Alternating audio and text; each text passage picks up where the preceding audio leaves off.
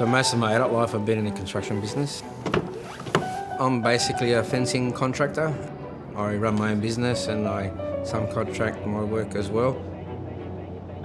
I get up at 5:30 in the morning, I leave around 6 and then get to the suppliers. I enjoy it, it keeps me active. I get outside, I go place to place, every day is different. Fence builder Tony Labasso's days start before dawn.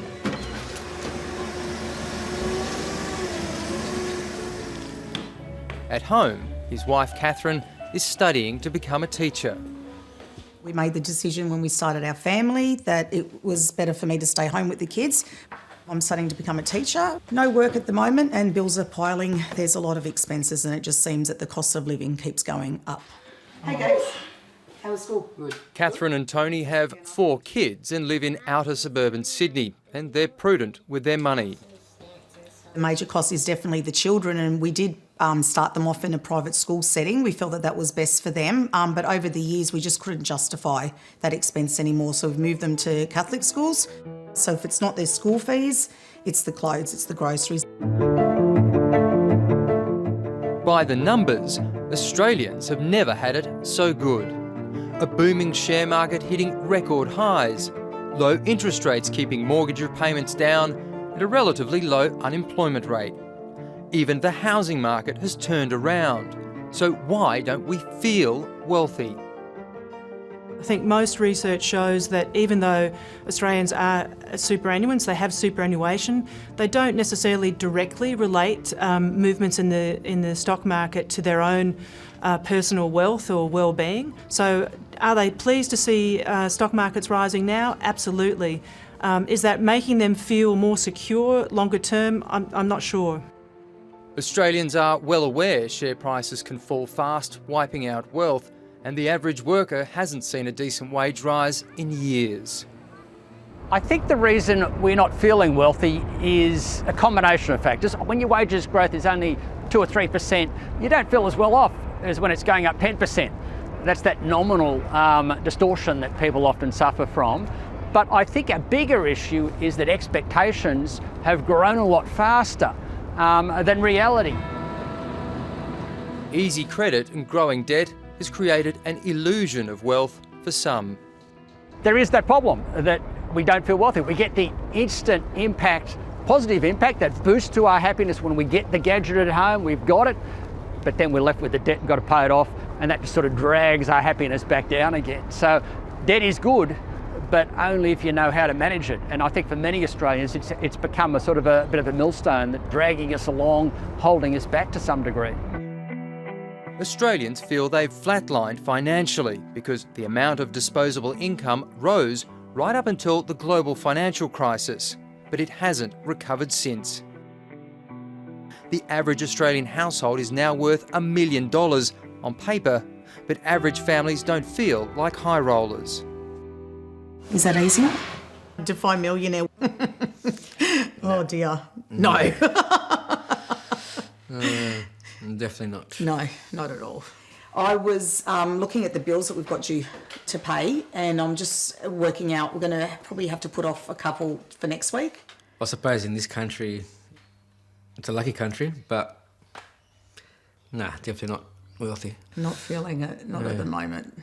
And I think it's not surprising that people are perhaps feeling a bit overwhelmed and are actually worried about, is the growth in Australia sustainable?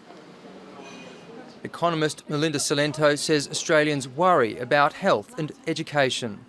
Our research shows that the things that matter most to people are things like access to good, affordable health care, access to chronic disease services, education, aged care that's affordable and high quality. These are all areas around which prices are rising and around which there's uncertainty about the ability to access those services in the future. As a former nurse, I know that our health can change rapidly overnight. I had to have some hand surgery a couple of years ago. We were $10,000 out of pocket, and that's just for hand surgery.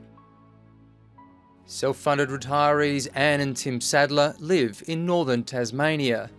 They certainly don't feel wealthy. I perceive wealth as people who can basically do what they want to do when they want to do it.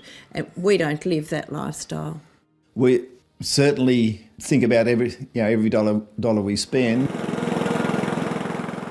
A former farm manager, Tim grows vegetables they live off.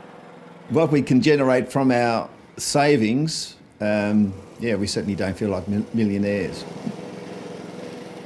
Financially, they rely almost entirely on the stock market for their retirement income. Of course, the stock market is booming at the moment. And naturally, when it's up like this, yes, it does give you a good feel, but you always know in the back of your mind that it's never going to last. You can never rely on it to be safe and secure always. It's always a risk. God forbid we have another recession. I think it would be an absolute shock to the system. It is a reminder that people will be more sensitive to some of the price movements that maybe in the past didn't have the same impact on household and consumer confidence and didn't have the same impact on economic activity that they do now. There's also another issue at play: perspective. A lot of the studies I've seen suggest that that's why people sometimes don't feel wealthier. If you think about it, Australians today are a lot wealthier. They're leading far richer and longer lives than their parents did, but they don't recognise that. They judge everything by what they see around them. And if someone is doing better, someone's got 2 Mercedes and you've only got 1, or someone's got 2 cars and you've only got 1, you feel worse off. I love this one. At the end of the day, I don't really care if people are driving around in BMWs at 17 years old. I think the most important thing for our children is that we raise them in a healthy way and we teach them to be financially responsible as well. Being wealthy is the family unit, basically. Enjoying getting time to spend together on the lounge. As long as we get that in, it's good.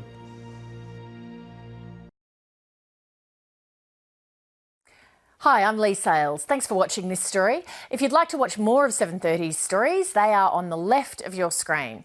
And tap on the button below to subscribe and get the latest from ABC News.